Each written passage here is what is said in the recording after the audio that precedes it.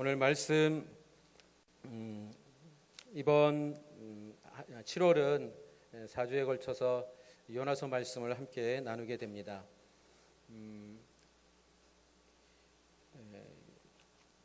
제 영어 이름이 요나입니다. 요나. 왜 요나라고 이름을 지었냐면 요나라는 이름을 쓰는 분들이 없더라고요. 그래서 이유는 단지 그거였어요. 사무엘도 많고 데이빗도 많고 하여튼 많이 쓰는 폴 영어 이름 많이 쓰는 영어 이름이 저는 좀 그 이름보다는 남이 좀 안 쓰는 이름을 쓰면 좋겠다 해서 이제 요나를 선택을 했는데, 예전에도 좀 말씀을 보면서 또 은혜가 있었지만 이번 또 요나서 말씀을 보면서 그냥 이름을 지은 게 아니구나라는 생각을 하게 됐습니다. 이제 말씀을 나누면서 또 그 부분이 어떤 부분인지 또 함께 공감이 되겠지만, 요나라는 한 선지자가 하나님의 그 부름을 받고 선지자로서의 삶을 살아가다가 오늘 우리가 보는 요나서에 보면 하나님이 분명히 그의 선지자로서의 사명을 또 임무를 하나님께서 분명히 주시죠. 니느웨에 가서 그들에게 이제 곧 그 니느웨 성이 무너질 테니까 그 악에서 돌이키라는 그 메시지를 전달하라고 사명을 주시는데도 불구하고 어떻게 해요? 요나는 도망갑니다. 도망. 잠깐 숨는 정도가 아니고 도망을 가죠. 그 요나가 과연 이 자리에 있는 또 저를 비롯해서 이 자리에 있는 우리 성도님들의 삶 속에 얼마나 많이 있는지 사실은 말씀을 이제 나누면서 그것을 보게 될 것입니다. 그럼에도 불구하고 하나님은 요나를 그냥 두시지는 않죠. 결코 포기하지 않으시는 하나님. 오늘 설교 제목이 혹시 뭔지 기억하십니까? 왜냐하면 얘기를 안 했기 때문에. 요나의 도망, 하나님의 추적. 여러분, 도망하는 사람에게 가장 부담되고 가장 두렵고 가장 힘든 게 뭘까요? 추적당하는 겁니다. 도망가는데 계속 따라오는 거예요. 아마 여기 한 40대 50대 정도 되신 분들은 예전에 도망자라는 혹시 외화를 기억하실지 모르겠습니다. 주인공이 나쁜 사람은 아니에요. 근데 이게 이제 사건이 잘못 문제가 생겨서 도망갈 수밖에 없는 상황이 되고, 또 한 사람은 경찰은 계속 쫓아가고, 그렇지만 잡히지는 않고, 이제 그 얘기를 하고 싶은 게 아니라 하여튼 도망자에게는 이 추적자가 가장 힘들고 부담스럽고 때로는 두려운 그러한 것이죠. 오늘 1장 1절을 보면 요나가 누구의 아들이고 또 2절에는 그에게 하나님께서 주시는 사명이 무엇인지 분명히 나와 있습니다. 한번 말씀 1절 2절 같이 보도록 하겠습니다. 여호와의 말씀이 아미떼의 아들 요나에게 임해 말씀하셨습니다. 일어나 저 큰 성읍 니느웨로 가서 그 도시에 선포하여라. 이는 그 도시의 죄악이 내 앞에까지 이르렀기 때문이다. 지금 이 이스라엘에서 니느웨까지는 한 900km 정도 되는 거리입니다. 그러니까 결코 가까운 거리가 아니에요. 저는 그래서 하나님께서 요나에게 말씀하실 때 거리가 너무 멀어서 도망갔나 힘들까봐 그런 생각도 해봤지만 말씀을 쭉 보면 그 이유는 아닌 것은 분명하죠. 아미떼, 요나의 아버지 아미떼는 나의 진리라는 그러한 뜻입니다. 그리고 요나의 이름은 비둘기라는 뜻. 그러니까 진리의 아들, 비둘기 같은 그런 존재. 그러니까 하나님께서 요나를 통해서 그 당시에 어떻게 하나님의 그 뜻을 또 전하게 하시고 이루게 하셨는지를 분명히 볼 수 있습니다. 우리가 열왕기하 14장 25절 말씀 한번 같이 보겠습니다. 함께 읽을까요? 시작. 여로보암은 하맛 어기에서부터 아라바 바다까지 이스라엘의 국경을 회복시켰습니다. 그것은 이스라엘의 하나님 여호와께서 그분의 종인 가드에벨 출신 아미떼의 아들인 예언자 요나를 통해 하신 말씀에 따른 것이었습니다. 이게 무슨 얘기냐면 요나가 예언한 대로 하나님의 말씀을 전한 대로 북이스라엘의 여로보암 2세는 악한 왕이었음에도 불구하고 하나님께서 요나 선지자를 통해서 그런 은혜를 입도록 하셨다라는 것이죠. 그러니까 회복되는 것, 한 나라가 회복되는 것, 북쪽에서 남쪽까지 국경이 회복됐다는 것은 강력해졌다는 것을 의미하는 것입니다. 그만큼 하나님께서 잘 사용하셨던 귀한 선지자 요나. 그런데 그 요나에게 오늘 하나님께서 말씀하신 부분은 일어나 저 큰 성읍 니느웨로 가라는 거예요. 니느웨는 아수르의 수도죠. 근데 굉장히 아주 큰 성읍이었습니다. 오늘 본문에도 나온 것처럼 큰 성읍이라고 얘기합니다. 그러니까 아마 한 200만 정도까지도 추정을 하는데 그거는 뭐 추정할 정도지 정확한 숫자는 아니겠죠. 성도 클 뿐만 아니라 인구도 많았고, 그런데 하나님께서 이스라엘의 적국인 아수르의 수도에 사는 그 수많은 영혼들을 위해서 가서 이제 하나님의 심판이 임할 테니까 회개하라는 메시지를 전하고 그들에게 하나님께서 주시는 그 은혜를 입을 수 있도록 구원의 은혜, 그들의 멸망의 심판에서 벗어날 수 있는 그 은혜를 그들이 입을 수 있도록 그 사명을 감당하라고 지금 하나님께서 부르신 것입니다. 그런데 요나가 어떻게 하죠? 3절 같이 읽겠습니다. 3절 시작. 그러나 요나는 여호와로부터 도망쳐 나와 다시스로 향했습니다. 그는 욥바로 내려가서 그곳에서 다시스행 배를 발견했습니다. 그는 뱃삭을 내고 여호와를 피하기 위해 배를 타고 다시스로 향했습니다. 지금 요나가 도망가는 그 이유가 있습니다. 그냥 도망가는 것은 결코 아니고요. 여러분, 아수르로 인해서 주변 나라들뿐만 아니라 이스라엘도 큰 고통을 겪었죠. 이 아수르는 바벨론이라는 나라와 다르게 아주 포악했습니다. 예를 들어서 전쟁에서 어떤 나라를 이기면 그냥 단순히 포로로 끌려가서 노예로 사용하는 정도가 아니라, 예를 들어 왕 같은 경우는 눈알을 빼고 발가락을 자르고 완전히 사람들이 공포감에 아주 사로잡힐 만큼의 그러한 포악성을 가지고 있었다는 거예요. 그래서 2절 후반절에 보면 그 도시의 죄악이 내 앞에까지 이르렀다 이렇게 얘기합니다. 그 당시에 나라들끼리 싸워서 이기면 당연히 그 나라의 것들을 취하고 노예로 끌어가는 것은 일반적인 모습이었죠. 말씀드린 대로 바벨론 같은 경우는 정복해서 어떤 나라를 또 그 나라의 백성들을 자기들의 것으로 삼기는 삼지만 이렇게 포악하게 하지 않았다라는 거예요. 어떤 것 대부분의 어떤 부분들을 인정해주고 그들이 두려움을 갖고 살아가는 것이 아니라 자기들에게 친화적으로 살아갈 수 있도록 그렇게 했는데, 아수르는 그 정반대의 모습으로 행했다라는 것이죠. 그러니까 하나님께서 그런 아수르의 모습을 이제 어떻게 해요? 악이 너무 심했기 때문에 심판하겠다라고 하시는 것입니다. 자, 그런데 이 부분에 있어서 요나는 그 심판하시겠다라는 그 메시지를 전하면 그들이 어떻게 될 것인가, 하나님을 너무 잘 알아요. 여러분, 선지자가 하나님을 모르면 어떻게 담대하게 하나님 말씀을 전할 수 있겠습니까?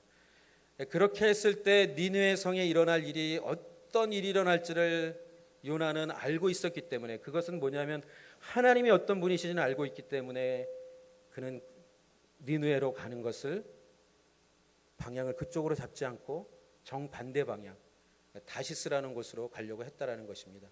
여러분, 다시스는 거리상으로 니느웨는 900km라면 다시스는 3000km예요. 굉장히 놀라시네요. 그러니까 지금이 아니라 그 당시에 3000km. 여러분, 그리고 이스라엘 백성들, 그 당시에 이스라엘 백성들이 이 이스라엘을 벗어나는 것은 하나님의 통치를 벗어나는 것이라는 그런 생각들이 있었어요. 그래서 요나는 내가 이스라엘만 벗어나면, 하나님의 통치에서 벗어나면 내가 그 일을 하지 않아도 될 것이라는 그 생각을 가지고 그리고 3,000km나 되는 그 먼 거리를 가겠다고 선택했다라는 건 뭐예요? 확실하게 내가 이제 이거 안 하겠다고 결정을 한 거죠. 여러분, 우리가 서울에서 평택으로, 평택에서 다른 지역으로, 한국에서 이사 갈 때 그냥 이사 갑니까? 아니, 그냥 이사 가지 않아요. 뭔가 분명한 이유가 있고 때로는 목적이 있고 어떤 상황들과 사정이 있기 때문에 이사를 하게 되는 것이죠. 그냥 한번 가보지 해서 가는 사람은 아무도 없습니다.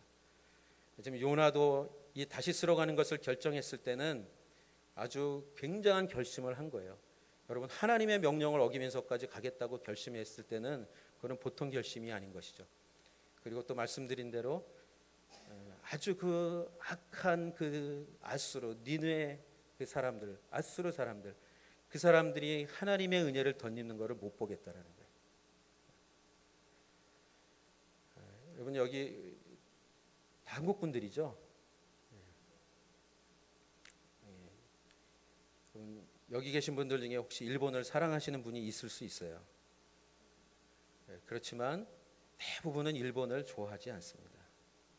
저도 목사임에도 불구하고 한국과 일본이 축구를 한다든가 뭐 배구를 한다든가 농구를 한다든가 뭐 배드민턴을 한다든가 하여튼 무슨 스포츠 경기든 일본과 붙으면 무조건 이겨야 돼요. 심지어는 우리나라가 아니고 다른 나라랑 붙어도 그 나라가 이겨야 돼요. 일본이 아니라.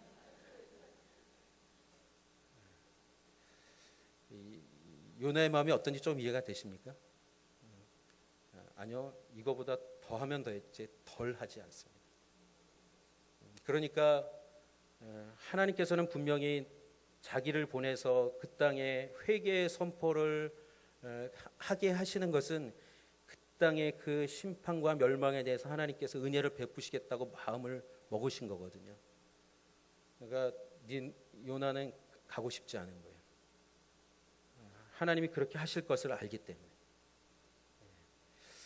내가 하나님의 말씀에 순종하면 내가 싫어하는 사람이 복을 받고 잘 되고 그러는 걸 못 보겠다는 거예요. 내 원수가 하나님 앞에 돌아올 수 있는 기회가 있는데 그걸 내가 하지 않겠다라고 얘기하는 거예요. 지금 이 요나의 마음은 아주 힘든 겁니다. 복잡하고 도망갈 때 마음 편하게 도망가는 사람 혹시 보신 적 있어요? 한 사람도 없습니다. 사랑하는 성도 여러분, 여러분은 어떠십니까? 하나님의 백성으로, 하나님의 자녀로, 하나님의 사람으로 살아가면서 하나님께서 여러분에게 말씀하신 분명한 어떤 부르심이 있는데 혹시 그 부르심 앞에서 갈등 한번 안 해보신 분이 어디 있겠습니까? 갈등한 것뿐만 아니라 갈등 정도가 아니라 난 못합니다.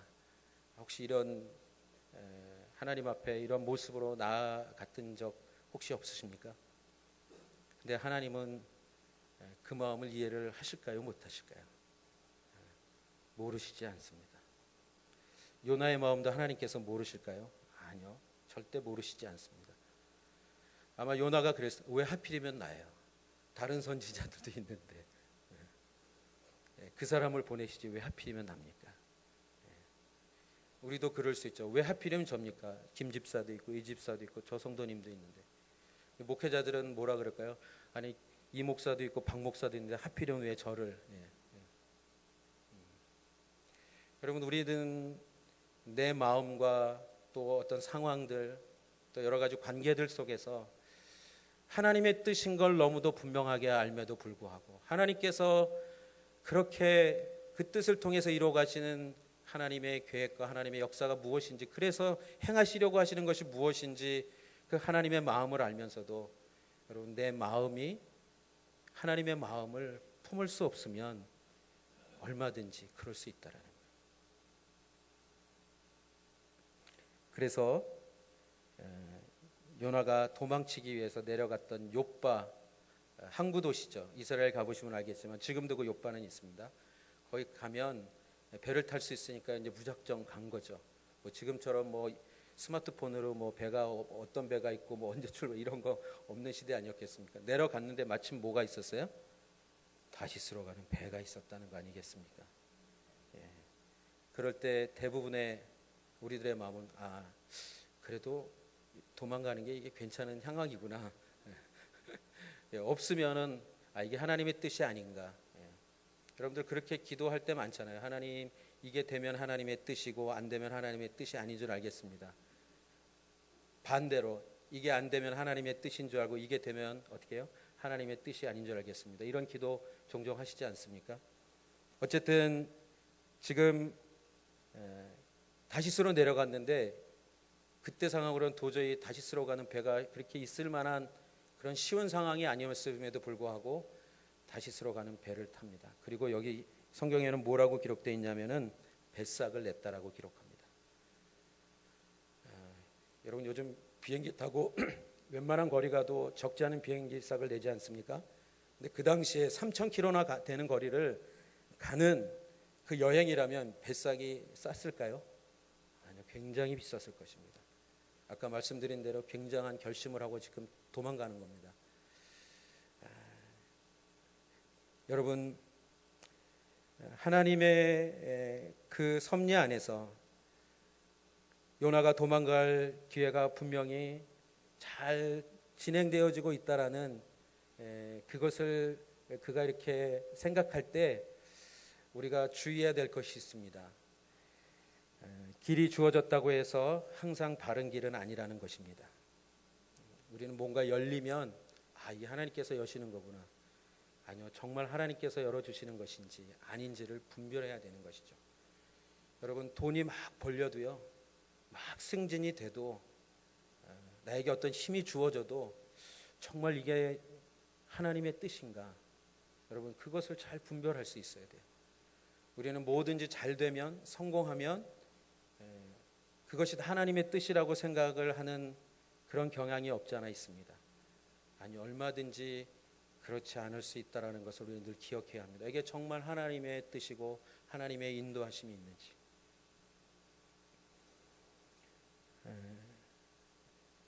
함께 다시스로 가는 사람들, 그 사람들은 하나님의 백성들이었습니까? 아니죠. 다 이방인들이었어요. 그들과 함께 먼 거리를 여행하는 것, 비싼 뱃삭을 주고 그리고 하나님의 뜻을 뒤로 하고 도망가는 요나. 여러분, 그렇지만 아무리 요나 나름대로의 이유가 있다 할지라도, 아무리 내가 하기 싫은, 정말 죽기보다 하기 싫은 그러한 일이라 할지라도, 그래서 도망가는 그러한 요나 같은 모습이 우리 가운데 있다 할지라도 하나님께서 요나를 절대 포기하지 않으시는 것처럼 우리도 포기하지 않으신다라는 것을 꼭 기억하시기 바랍니다. 4절 한번 읽겠습니다. 4절, 그러자 여호와께서 바다에 폭풍을 보내셨습니다. 거친 폭풍우가 배를 위협해 배는 거의 부서지게 됐습니다. 여러분, 하나님께서 어떻게 해요? 바다에 폭풍을 보내셨다라고 말씀하고 있습니다. 이 표현을 이렇게 할 수 있어요. 하나님께서 어떻게 해요? 추적자를 보내셨다. 이 폭풍은 배가 거의 부서지게 될 정도로 불어닥칩니다. 이 폭풍은 요나로 하여금 하나님과 그리고 자기가 해야 될 그 사명을 어떻게 해요? 돌이키게 하기 위해서 하나님께서 보내신 것이죠. 하나님께 돌이키도록, 그 사명으로 다시 돌이키도록 하나님께서 보내셨다라는 거예요. 하나님은 하나님께서 택하신 하나님의 사람들, 특별히 사명으로 부른 하나님의 사람들이 그 사명의 길을 가지 않고 다른 길을 갈 때 그 길을 다시 가도록 하나님께서 반드시 그렇게 행하신다라는 것입니다. 그래서 어쩌면 메시지가 오늘 단순할 수 있어요. 도망가는 걸 포기해라. 도망가지 마라. 도망가도 갈 데 없다. 사실 이런 메시지지만 그 과정 속에서 하나님께서 어떻게 행하시는지, 그리고 정말 내가 그러한 인생을 살아가려면 하나님 앞에 어떤 모습으로 나아가야 되는지, 우리의 형편과 내 마음과 내 어떤 그런 모든 것들을 모르시지 않는 하나님께서 왜 그 사명을 감당하게 하시는지, 그 어렵고 힘든 걸 왜 하라고 하시는지 그 하나님의 마음이 품어지는 그러한 시간이 되어야 된다는 것입니다. 5절 한번 같이 읽겠습니다. 시작. 선원들이 두려워했고 사람들은 각자 자기 신에게 소리쳐 부르짖었습니다. 그러고는 배를 가볍게 해보려고 짐들을 바다에다 던졌습니다. 그러나 요나는 배 밑층에 내려가 누워 깊이 잠들었습니다. 우리가 사도행전을 보면서 그 276명이 유라굴로라는 그 광풍을 만났을 때 14일 동안 죽을 고생하지 않습니까? 지금 여기 이 요나가 탄 배도 몇 명인지는 모르지만 똑같이 지금 폭풍 때문에 거의 배가 부서질 위기에 있습니다. 그 얘기는 뭘까요? 죽을 수도 있다라는 얘기죠. 재밌는 건 한 사람으로 인해서 모든 사람이 구원을 받는가 하면 한 사람으로 인해서 모든 사람이 어떻게 해요? 죽을 수도 있는 위기가 닥쳐온 거예요. 바울로 인해서 275명이 구원을 받았다면 오늘 이 요나와 함께 탄 사람들은 어떻게 요나 때문에 이제 죽을 수도 있는 그런 상황이 된 거예요. 지난번에도 말씀드렸지만 여러분 때문에 누군가 살아나는, 살 수 있는, 생명을 얻는, 구원을 얻는 그러한 삶을 살아가시기를 주님의 이름으로 축복합니다. 여러분이 가면 하나님의 은혜가 임하고 회복이 임하고 치유가 임하고 사람들이 소망을 갖는 그러한 사람들이 될 수 있기를 축복합니다. 반대로 되면 어려운 거예요. 여러분이 갔는데 어두워지고 여러분이 갔는데 사람들이 다 마음이 힘들어지고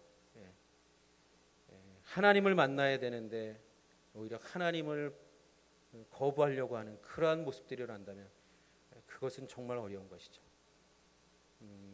지금 이 폭풍 때문에 어쩌면 하나님께서 요나를 추적하기 위해서 보낸 이 폭풍 때문에 이 배에 있는 선원들은 어떻게 해요? 두려워합니다. 왜냐하면 선원들은 그동안 배에서 일하면서 수많은 일들을 경험하지 않았겠습니까? 바다에서. 그런데 이 폭풍은 보통 폭풍이 아니라는 것을 지금 알게 된 것이죠. 두려움이 밀려오기 시작합니다. 여러분, 세상 사람들이 그럴 때 하는 자신의 그 위기 속에서, 자신들의 위기 속에서 하는 것이 있다면 무엇일까요? 인간의 힘으로는 할 수 없기 때문에 자신들이 섬겨왔던 그 신들에게 부르짖습니다. 자신들에게 도움을 줄 수 있을 것이라고 믿는 그 신들에게 부르짖는 것이죠. 그리고 또 한 가지는 자신들이 할 수 있는 최선의 노력들을 나름대로 해보려고 합니다. 각자 자기 신에게 소리쳐 부르짖었습니다. 그러고는 배를 가볍게 해보려고 짐들을 바다에다 던집니다. 그런데 어떻게 해요? 이런 인간의 헛된 부르짖음, 아무리 노력하고 애써도 되지 않는 것이 있다라는 거예요. 여러분, 지금 이 상황 속에서 이들은 나름대로 최선을 다하지만 자기들이 구원받을 수 있는 무엇인가를 다 해보지만 도저히 구원받을 수 없는 이 상황. 자, 그런데 그 상황 속에서도 놀라운 한 사람이 있습니다. 오늘의 주인공이지만 5절 후반절에 그러나 요나는 배 밑층에 내려가 누워 깊이 잠들었습니다. 저는 이 부분을 읽으면서 참 얄밉다, 내지는 참 못됐다. 지금 누구 때문에 지금 이 일이 일어났는데 그 배 밑으로 더 밑으로 내려가서 사람들은 지금 이 폭풍 때문에 난리를 치고 있는데 죽을지 살지 모르는 그 위기 속에서 두려워하며 그렇게 애를 쓰고 있는데 어떻게 이렇게 혼자 내려가서 깊은 잠을 잘 수 있을까? 네, 제가 아까 말씀드렸죠. 사람이 하나님 앞에 불순종하고 불신앙의 신앙을 하기 시작하면 여러분 세상의 어떤 것도 하나님의 음성도 듣기 싫어서 뭘 한다고요? 그냥 숨고 잠을 자는 거예요. 여러분 그냥 잠이나 자자. 혹시 이런 생각 해보신 적 있어요? 그렇게 자보신 적 있으세요? 다 귀찮다. 지금 요나는 지금 그런 마음이었던 것 같아요. 하나님의 음성도 더 이상 듣기 싫고 지금 이 폭풍 가운데서 내가 뭔가를 하는 것도 나는 너무 싫고 그래서 그냥 잠이나 자자. 그런 상황 속에서 잠을 잘 수 있는 사람은 보통 사람이 아니죠. 그 얘기는 뭘까요? 그만큼 마음이 아주 단단해져, 강팍해졌더라. 사람들의 그 위기에 아비규환 같은 그런 소리를 들어도 배가 그렇게 흔들려도 그냥 나는 내 잠을 자겠다. 여러분, 이거는 하나님 앞에서의 불순종과 불신앙의 모습이 얼마나 극에 달한 모습인지를 볼 수 있는 것입니다. 절대 이런 자리로 가지 않기를 주님의 이름으로 축복합니다. 네. 그러면서 그때 선장이 도저히 이해가 되지 않는 한 사람을 향해서 내려온 것이죠. 왜요? 그렇게 난리인데 혼자 잠자고 있으니까 얼마나 이상했겠어요. 그리고 아마 성경에는 자세히 나와 있지 않지만 분명히 요나가 자기들과 같은 이방 사람들과는 다르다라는 무엇인가를 분명히 알고는 있었던 것 같아요. 6절 한번 같이 읽겠습니다. 시작. 선장이 그에게 다가와서 말했습니다. 내가 어떻게 잠을 잘 수 있느냐? 일어나 내 하나님께 소리쳐 부르짖어라. 혹시 하나님께서 우리를 생각해서 우리가 죽지 않게 될지도 모른다. 그들이 아무리 선원들이 선장을 비롯해서 그 많은 사람들이 각자 자기 신을 향해서 구해달라고 막 외쳤지만 아무 일도 일어나지 않죠. 그리고 그런 상황 속에서 저 배 밑에 내려가서 잠을 자고 있는 한 사람. 근데 그 사람이 분명히 뭔가 다르다라는 것은 알고 있었던 것 같아요. 선장이 어떻게 알았는지는 모릅니다. 그렇지만 선장이 요나에게 하는 얘기를 보면 요나가 분명히 하나님을 믿는 사람이라는 것, 하나님의 백성이라는 것, 그것을 알고 있었던 것 같아요. 야, 네가 어떻게 이렇게 잠을 잘 수 있느냐? 일어나서 내 하나님께 소리쳐 부르짖어라. 너도 좀 기도를 해라. 어떻게 너만 이렇게 잠을 자고 있느냐? 다른 사람들 보이지 않냐? 다들 살아보겠다고 이 위기 속에서 다들 애를 쓰고 있는데 어떻게 넌 이러고 있냐? 너로 인해서 네가 찾는 그 하나님으로 인해서 어떻게 해요? 하나님께서 우리를 생각해서 우리가 죽지 않게 될지도 모르지 않겠느냐? 굉장히 선장이 영적이었던 것 같아요. 제가 볼 때는 하나님을 믿어서가 아니라 사랑하는 성도 여러분, 사실은 하나님을 믿지 않는 사람들을 통해서 우리에게 하나님께서 깨닫게 하시고 그리고 우리가 무엇인가 잘못된 길을 가고 있을 때 돌이키게 할 수 있다는 것을 믿으십니까? 저는 예전에 제가 총각 시절에 어떤 책을 읽게 됐습니다. 그때가 92년도 그때였는데요.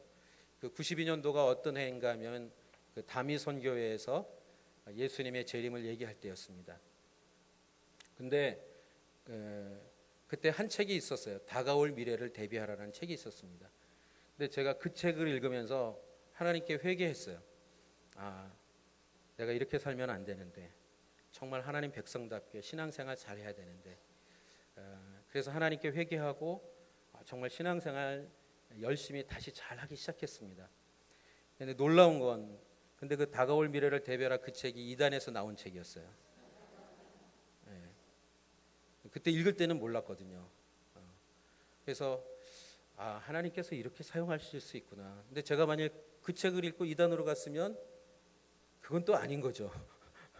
그렇지만 하나님께서 그 책을 통해서 저에게 너의 신앙을 돌아보고 다시 제대로 신앙생활을 하라고 그렇게 저에게 은혜를 주신 것이죠. 제가 그 경험을 통해서 하나님께서 이단을 통해서도 일하시는구나. 여러분, 이단들을 보면서 우리 교회 앞에도 신천지가 있지만 여러분, 그분들을 보면서 우리가 도전받는 게 있지 않습니까? 그분들은 정말 열심히 신앙생활해요. 잘못된 걸 믿는데도 불구하고. 근데 우리는 진리를 믿는데도 어떻게 해요? 이상하게 열심히 안 해요. 이게 좀 아이러니 아니겠습니까? 거짓을 믿고 잘못된 길을 가는 사람들은 열심히 사는데 오히려 진리를 믿고 진리 가운데 살아가는 사람들은 진리 가운데 있다라는 것 때문에 어떨 때는 그 믿음을 가지고 그래도 그냥 요 정도 살면 되지. 혹시 그런지는 모르겠어요. 어쨌든 하나님께서 지금 이 선장을 통해서 요나에게 말씀하시는 것이죠. 깨우는 것이죠. 야, 네가 지금 여기서 뭐 하고 있냐? 너는 누군지 네가 기억하고 있지 않느냐? 어떻게 네가 지금 이렇게 잠만 자고 있을 때냐? 하나님께 네가 다시 나와야 되지 않느냐? 사실은 선장을 통해서 요나에게 하나님께서 말씀하신다라는 것입니다. 여러분에게도 분명히 주변에 하나님을 믿지 않는다 할지라도 여러분에게 여러분의 정체성, 여러분이 살아야 될 그 삶에 대해서 분명히 도전하는 분들이 있을 수 있습니다. 여러분, 그럴 때 하나님의 음성을 들을 수 있기를 바랍니다. 당신이 뭘 알아? 하나님도 제대로 모르면서 이렇게 반응하면 여러분만 손해인 거예요. 아, 이게 하나님께서 지금 나에게 말씀하시는 것이구나. 그러면서 7절에 보면 선원들이 뭘 하냐면, 그러면 이 배 안에 분명히 이 폭풍을 일으키게 하는 원인이 있을 것이다. 그 사람을 찾아내자. 그 얘기는 뭐예요? 이 배 안에 이 폭풍을 일으키는 죄인이 있을 것이다. 이 얘기예요. 7절 한번 같이 읽겠습니다. 선원들이 서로 말했습니다. 이리 와서 제비를 뽑아 이 재난이 누구 탓인지 알아내자. 그들이 제비를 뽑았더니 제비가 요나에게 뽑혔습니다. 할렐루야. 할렐루야예요. 할렐루야. 여러분, 다른 사람에게 뽑혔으면 어떻게 될 뻔했겠어요? 그 애매한 사람 죽는 거 아니에요? 원인인 사람이 뽑혀야지 맞는 거죠. 제비는. 제비가 뽑혔을 때 요나가 어떤 마음이 들었을까요? 할렐루야 했을까요? 아니면 놀렐루야를 했을까요? 하나님이 어떤 분이신지 아마 그 마음에 아마 확 다가왔을 거예요. 하나님이 그냥 계시지 않는구나.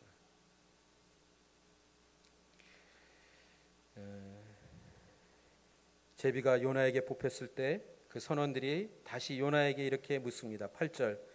그러자 그들이 그에게 물었습니다. 우리에게 닥친 이 재난이 누구 때문인지 말해보아라. 내 직업은 무엇이며 어디에서 오느냐? 어느 나라 사람이냐? 내가 어느 민족이냐? 자, 그런데 지금 선장을 통해서 먼저 하나님께서 한번 얘기하셨죠. 지금 이 제비를 뽑는 과정에서 지금 또 묻죠. 자, 그랬을 때 9절 요나가 뭐라고 대답하는지 한번 보겠습니다. 시작. 요나가 대답했습니다. 나는 히브리 사람입니다. 바다와 땅을 만드신 하늘의 하나님 여호와를 섬기고 있습니다. 그리고 10절까지 한번 읽겠습니다. 시작. 그들은 크게 두려워하며 요나에게 말했습니다. 너는 왜 이렇게 행동했느냐? 그들은 그가 여호와 앞에서 도망치고 있다는 것을 알게 됐습니다. 그가 그들에게 말했기 때문입니다. 지금 요나는 이 선원들의 질문 앞에 자신이 누구인지 이렇게 얘기를 하게 되는 것입니다. 난 잘 모르겠는데요. 나는 하나님 몰라요. 이렇게 얘기하지 못하는 거예요. 거기까지는 못하는 것 같아요. 요나는 분명히 자기가 누구인지, 그리고 자기에게 주어진 그 사명이 무엇인지, 그런데 지금 자기가 도망가다가 지금 이 폭풍이 어떻게 왔는지 사실은 선원들에게 다 얘기를 합니다. 그러니까 요나는 알고 있었다는 거예요? 모르고 있었다는 거예요? 알고 있었다. 하나님이 나를 쫓아오시는구나. 하나님이 나를 포기하지 않으시는구나. 나는 히브리 사람입니다. 바다와 땅을 만드신 하늘의 하나님 여호와를 섬기고 있습니다. 그 하나님을 부인할 수도 없고, 그 하나님의 부름 앞에 도망가겠다고 출발은 했지만 더 이상 도망갈 수 없는 상황. 이 요나의 이 모습 속에서 저는 우리의 모습을 사실은 보게 되는 것입니다. 하나님이 우리를 구원해 주셨다라는 것, 하나님이 우리에게 생명을 주셨다라는 것, 그것은 여러분 과거의 삶에 옛사람의 삶으로 살아가라고 우리를 그렇게 부르신 것은 아닐 것입니다. 우리에게 하나님 백성 삼으신 것은 이 땅에서 하나님 백성답게 살아가라고 그 은혜를 주신 것이죠.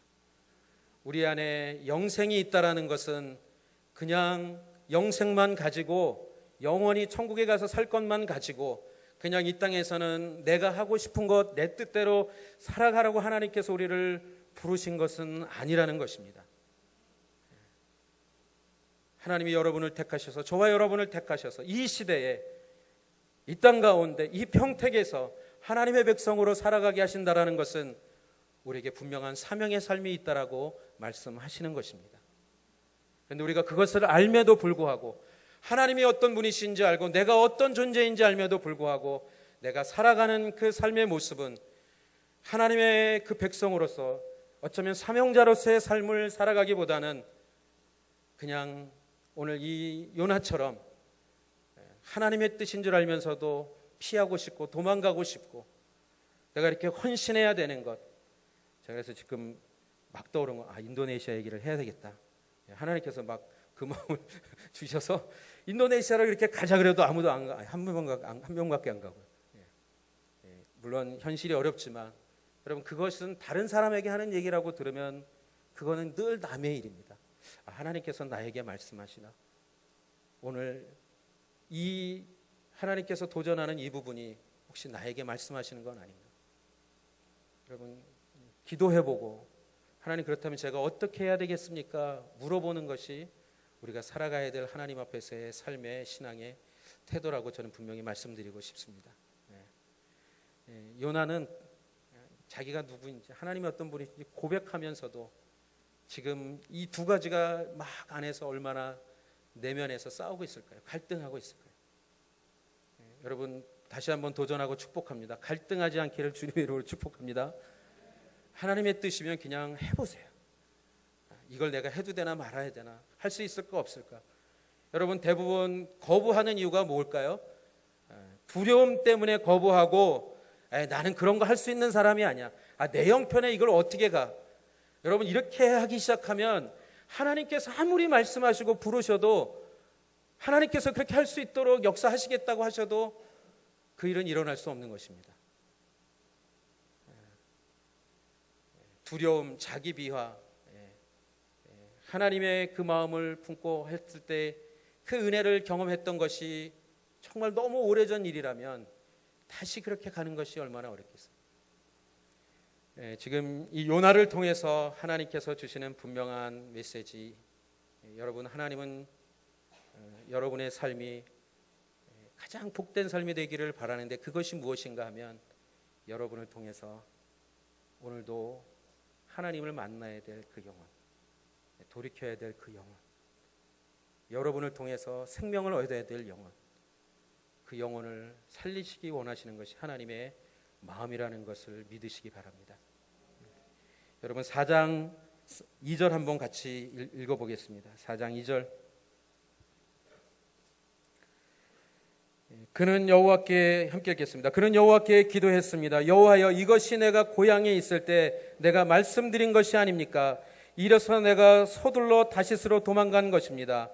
주께서는 은혜롭고 동정심이 많은 하나님이시고 진노하는데 더디시고 사랑은 충만하시며 재앙을 내리는 것을 주저하신다는 것을 내가 알고 있었습니다. 놀랍지 않습니까? 하나님을 너무 잘 알아요. 그래서 도망가요. 이건 아이러니예요. 우리는 잘 알면 다 아는 대로 살 것 같은데, 아니요, 요나를 보면서 아는 대로 살지 않고 반대로 살 수도 있구나. 여러분, 하나님께서 지금 원하시는 하나님의 마음은 뭘까요? 지금 니느웨 성에 있는 그 수많은 영혼들, 그 죄악 가운데, 악함 가운데 멸망받을 수밖에 없는, 하나님의 심판 가운데 있을 수밖에 없는 그 영혼들을 누구를 통해서? 요나를 통해서 구원하시기를 원하시는 것입니다. 그런데 요나는 자신이 이스라엘 백성이라는 것, 하나님의 백성이라는 것, 그래서 그 은혜는 자기들만이 누려야 된다라고 생각을 하고 있는 거예요. 이방인들이 심판을 받아서 멸망해야 될 사람들에게 그 하나님의 은혜가 임하기를 원치 않는 것입니다. 아니요, 하나님은 그렇지 않습니다. 내가 잘 되는 것뿐만 아니라 모든 영혼들이 하나님을 만나고 하나님의 사랑을 만나고 살아나고 회복되기 원하는 것, 그것이 하나님의 마음이라는 것을 기억하시기 바랍니다. 비록 요나는 지금 그 하나님의 마음을, 하나님의 뜻을 알면서도 그 반대로 도망가는 상황 속에서 끝까지 추적하시는 그 하나님의 추적을 통해 이제 그가 어쩔 수 없는, 이제는 돌아갈 수밖에 없는 상황이 되는 것이죠. 그래서 어떻게 해요? 오늘 우리가 10절까지만 읽었지만 11절 이하를 보면 선원들은 그래도 사람을 바다에 던진다라는 것이 얼마나 그렇겠어요. 산 사람을, 죽은 사람도 아니고 자기들 살겠다고 누군가를, 제비는 뽑혔지만 그 사람을 죽이겠다라는 게 그들에게 그렇게 마음이 편했겠습니까? 그래서 어떻게 해서든지 살아보겠다고 막 하지만 11절 13절 함께 읽겠습니다. 바다의 폭풍이 점점 더 거세졌습니다. 그들이 그에게 말했습니다. 바다를 진정시키려면 대체 우리가 내게 어떻게 해야 하느냐? 12절 그가 대답했습니다. 나를 들어서 바닷속에 던지십시오. 그러면 바다가 잠잠해질 것입니다. 이렇게 엄청난 폭풍이 당신들에게 닥친 것은 나 때문이라는 것을 잘 알고 있습니다. 13절 그러나 그들은 육지로 돌아가려고 힘껏 노를 저었습니다. 그럴지라도 소용이 없었습니다. 바다는 폭풍이 더 거세졌습니다. 더 이상 이제 자기들이 나름대로 그래도 인간적으로 해결해 보려고 했는데 안 되는 거예요. 점점 거세지는 폭풍. 왜요? 하나님께서 보내신 폭풍이니까. 그건 인간이 해결할 수 없는 겁니다. 여러분, 하나님께서 하시는 것을 인간이 해결하려고 하는 것은 절대 되지 않습니다. 그것은 하나님께 돌아올 때만 해결이 되는 거예요. 그래서 그들이 이제 자기들의 그 요나를 바다에 던지는 게 자기들한테 죄로 돌아오지 않도록 그렇게 기도하죠. 14절 그러자 그들이 여호와께 부르짖었습니다. 여호와여 제발 이 사람의 목숨 때문에 저희가 죽게 하지 마십시오. 죄 없는 피 흘림을 우리가 책임지게 하지 마십시오. 여호와여 주께서는 원하는 대로 하십시오. 여러분 14절에서 이 단어들을 보면 좀 이상하지 않습니까? 지금 이 선원들이 여호와 이렇게 부르짖는 거예요. 여호와라고.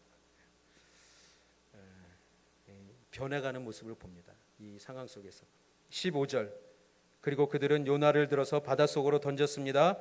그러자 사나운 바다가 잠잠해졌습니다. 요나를 바다에 던지자마자 어떻게 해요? 바다가 잠잠해집니다. 하나님의 뜻대로 이루어져 갈 때 그때 폭풍은 잠잠해지는 것입니다. 여러분의 인생 가운데 폭풍이 있습니까? 왜 내가 이해할 수도 없고 해석이 안 되는 그 폭풍이 있습니까? 하나님께서 말씀하셨는데 혹시 순종하지 않는 것이 있다면 그걸 한번 잘 돌아보십시오. 근데 이렇게 질문하시는 분이 가끔 계세요. 목사님 순종했는데도 계속 그러는데요. 그러면 제가 또 말씀드립니다. 하나님께 기도하는 방법밖에 없어요. 하나님 제가 순종했는데 왜 이것이 끝나지 않나요? 지금 이 상황은 요나가 바다에 던져졌을 때 폭풍이 잠잠해집니다. 그러면서 여러분 하나님께서 뭘 준비하셨는지 아십니까? 큰 물고기를 준비하죠.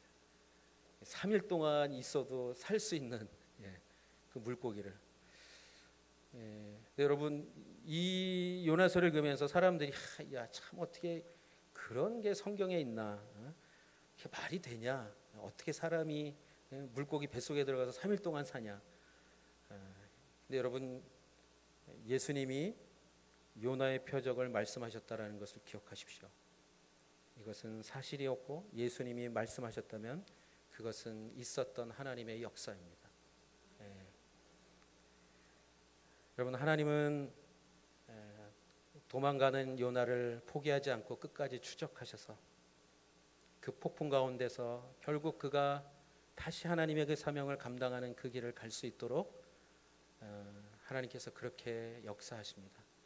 그런데 여러분 던져지는 것은 땅이 아니라 바다였어요. 제가 요즘 수영을 배운 지 한 이틀 됐는데요. 물에서 정말 안 뜨더라고요. 저는 물에서 잘 뜰 줄 알았거든요. 제 몸에 이런 저기를 봐서는. 근데 계속 안 뜨고 깔아앉아요. 그리고 발도 아무리 져도 가지도 않고 팔은 이거 되지도 않고 뭐 음파하라 그러는데 음파는 이게 뭐 계속 물만 들어오고 입으로 여러분 아무리 수영을 잘해도 여러분 바닷속에 던져져서 과연 살아날 수 있는 사람이 누가 있겠습니까? 여러분 그 바다에 던져질 때 요나는 무슨 생각을 했을까요? 아, 내가 이렇게 불순종해서 하나님이 나를 이렇게 죽이시는구나 라는 생각이 들지 않았을까요?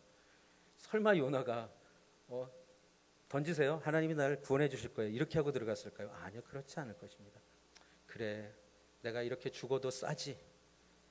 하나님의 분명한 그 부르심과 사명을 내가 받았음에도 불구하고 내가 이렇게 불순종하고 이렇게 멀리 도망가려고 했는데 하나님께서 나를 그냥 두실까?